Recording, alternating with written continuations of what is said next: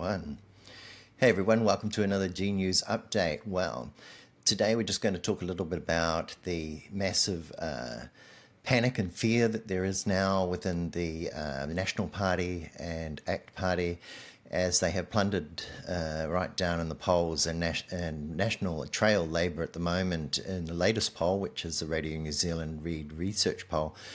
So the lead up to that result was really grounded in a really poor high ifu that showed we'd been in a very deep recession under the financial stewardship of Nicola Willis. And this was one of the deepest recessions that New Zealand had experienced since the 1991, when Ruth Richardson really messed things up for New Zealanders. And it's the kind of thing that some people on the right wing of politics likes to honour, and sort of make out that it was good work and sticking to duty, in order to ideologically reduce the size of government and kind of make people suffer and have to work 2 or 3 jobs and maybe die early, those kind of things. And we see that ideological kind of creep coming in, at the expense of evidence in a range of policies across this terrible coalition of chaos, really. And this coalition of chaos has demonstrated right from day one that it's completely out of order. You've got Winston Peters barking his head off, more or less from day one, as soon as they were elected and the coalition agreements were put into ink.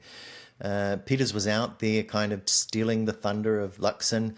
And you've got Davey Boy Seymour kind of off the chain.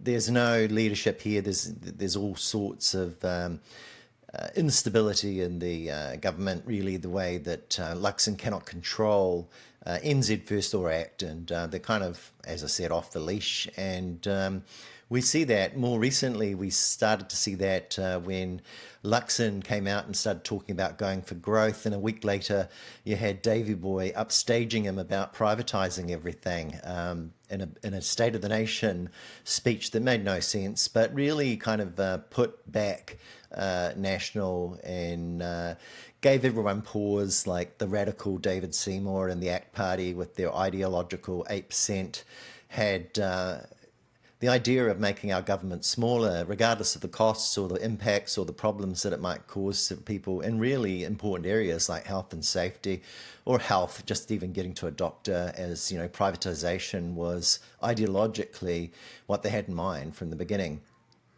On top of that, you've got race relations that were falling apart because Luxon couldn't deal with this unstable coalition.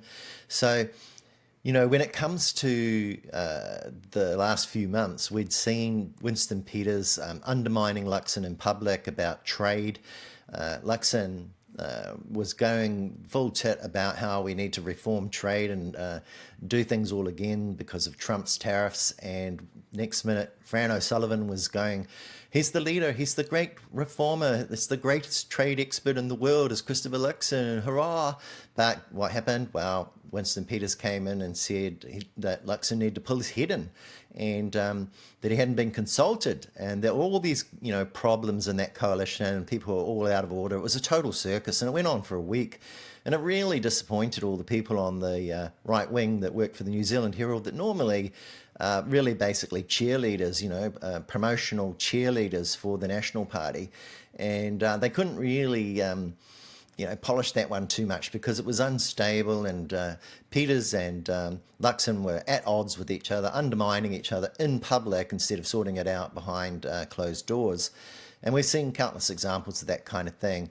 Before the budget, you had Davey Boy Seymour come out and say, hey, look, pay equity is going to save the budget billions. And that was a massive strategic blunder in terms of coalition work, because then Nicola Willis had to kind of backpedal and say, well, when he said that, he didn't really mean what he said. He was just talking as the ACT Party spokesperson. So it was, just another example of all of these terrible coalition circus events that have been, taking place in front of us, as the New Zealand Herald just steps back and goes, oh, it's great, isn't it? Isn't it wonderful? Not a great government. They lead in the polls. Boy, they're back on track. And look, here's another Courier poll.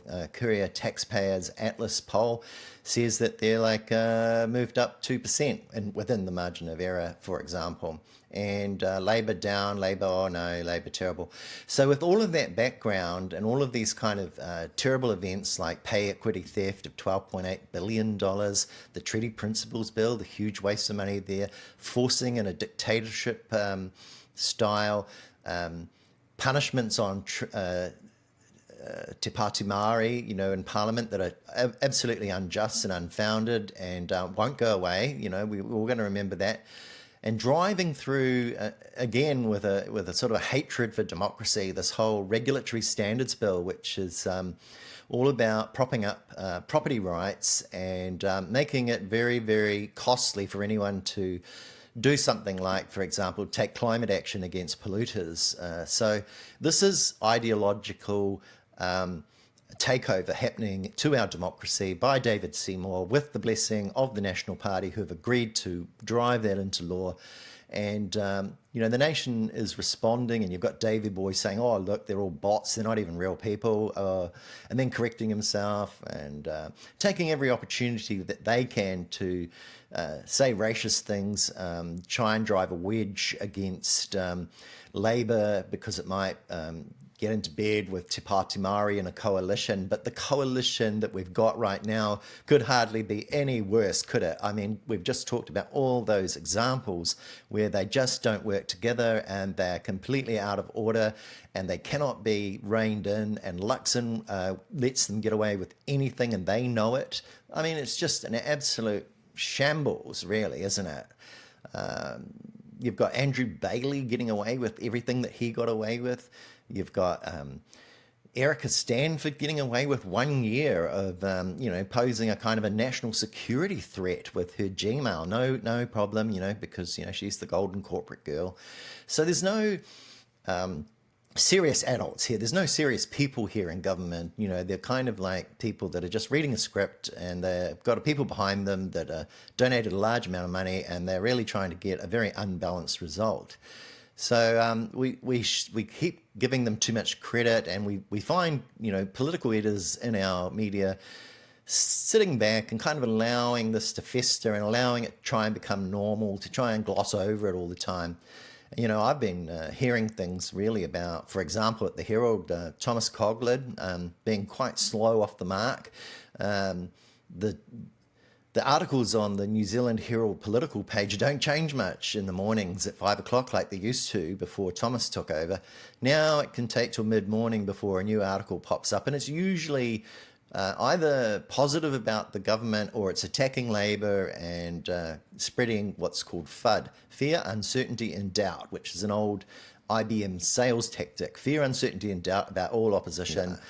When it comes to political editors and fear, uncertainty and doubt being the main weapon that they use to try and create news, we saw a good example of this morning with Thomas Coughlin, who picked up on the fact that Labor is still reviewing their policies regarding the emissions of the ETS and whether agriculture would be brought back into it. So he produced this headline about a moo turn, which is a play on the words U-turn, and he was playing fear, uncertainty and doubt here, trying to make people think that Chris Hipkins was backtracking, going right-wing, driving wedges, kind of negative speculation and conjecture, really, not very factual, making a lot out of nothing, really. The fact that the whole policy area was being reviewed and looked into and researched by Labor, ends up being a matter of conjecture, suggestion, and really very, very poor reporting, because it's not factual. It's really just a matter of manipulation here from Thomas Coughlin. And I think that's what I'm kind of getting at when I keep talking about polishing up one side of the equation and not giving a proper neutral and balanced reporting environment for New Zealand's democracy from those positions, which really quite skewed towards commercial interests, the people who are going to subscribe to those media organisations and their audiences. And the latest is that TPM, are radical extremists who, will destroy New Zealand if they go into government with Labor. So don't vote for Labor, vote for National. And, all of this great coalition work they've got going with ACT and NZ First, as we've all seen, as if that's fine.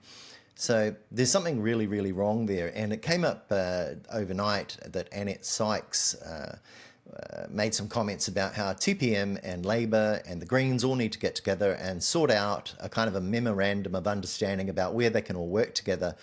And this was a topic that was really focused for Morning Report with Ingrid Hipkiss this morning with Chris Hipkins, who I think is going to be the next Prime Minister based on the current polling directions and also the policy directions that we're seeing from the current government, which are just destroying the country. Here's what Ingrid Hipkiss had to say as she focused on that wedge issue, the fear, uncertainty and doubt from the right wing about Labor and TPM. How would you describe the current relationship between Labor and Te Pāti Māori?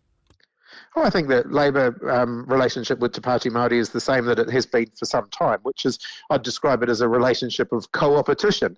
You know, we work together on areas where we have common interests, but we're also competing for votes as well. You know, we have previously held all the Māori electorates. We'd like to do so again. We're going to go out there and contest those vigorously at the next election.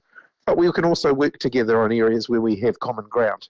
So Chris Hipkins goes on to sort of add that when he is the Prime Minister, he is not going to put up with the same kind of things that Christopher Luxon does in the circus that we've got right now. And here he is talking about that very kind of agreement that Annette Sykes was suggesting. I think what we would look to do with the Māori Party, the same with the Greens, is set out clear parameters for a working relationship. I think that's one of the things that Christopher Luxon hasn't done with ACT and with New Zealand First, to say, look, these are the areas where we think we can work together, these are the areas where we're not willing to compromise. And, I think that includes setting clear standards of expectation around ministerial behaviour. So anyone who's going to be a minister in any government that I lead will be expected to behave like a minister. And that doesn't vary by party. So that's actually really good to hear that the guys on the left will work together. They tend to be people with more empathy. They've got common goals. A lot of areas, as Willie Jackson said recently, there's been hundreds and hundreds of times that TPM, the Greens and Labor have all voted in complete lockstep unison on many, many issues in the last 18 months. And I believe they can work together. You've seen in the past, even the National Party were able to form coalitions with the Maori Party. So it's just really kind of like fear, uncertainty and doubt that's being spread in our media. They've just got one thing between their teeth right now after that shocking budget, which is a disaster for over 180,000 hardworking, low-income women who are being undervalued.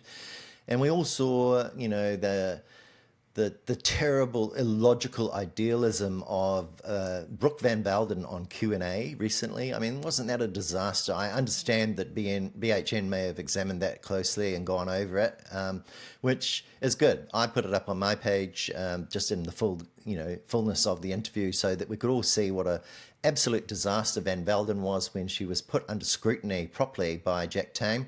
And none of her arguments stood up. There was no evidence underneath any of it. And in the end, it was a total embarrassment. And it just shows what New Zealand are putting up with. We're under sort of a siege by these idealists who are quite extreme on the far right. This is libertarianism, and it's taking us over, and we need to get rid of it. In other news, we've also got the fact that the rich list information came out the other day, and that showed us that the richest New Zealanders have actually increased their wealth from something like 95 billion to 102 billion, while household net worth has actually been stagnant or going backwards really overall across New Zealand because house prices have generally gone down. And so we're all going backwards, and the very few rich are actually making a killing right now moving forward at the expense of, and this is all from income from capital that's pretty tax-free, or if it's overseas, that's kind of involving, very low wages and exploiting people who are working in factories.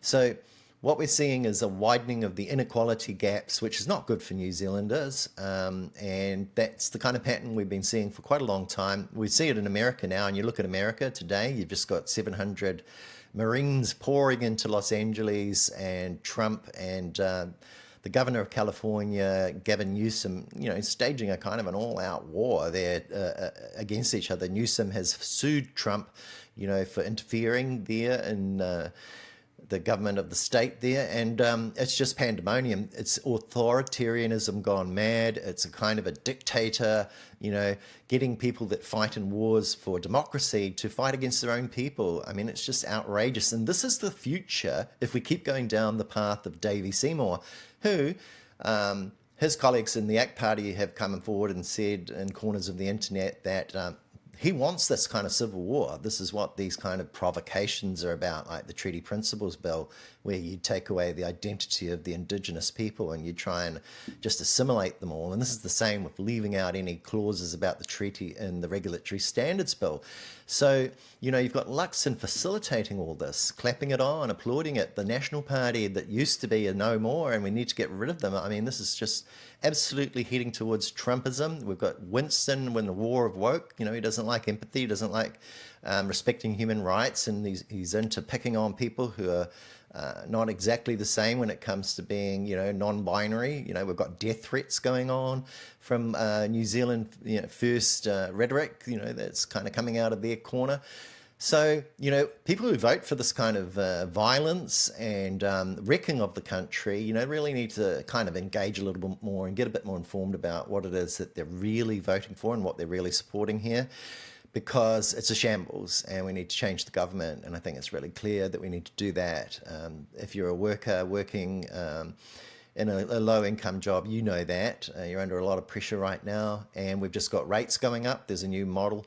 If your house value has gone down, you may be just going to stay about the same for your rates. But if you haven't fallen in property value by about 8% or so, then maybe your rates are going to go up on top of your electricity bills that all just went up because they were privatised not long ago, semi-privatised. And that is the outcome of privatising, if you're going to keep going and voting for National and ACT.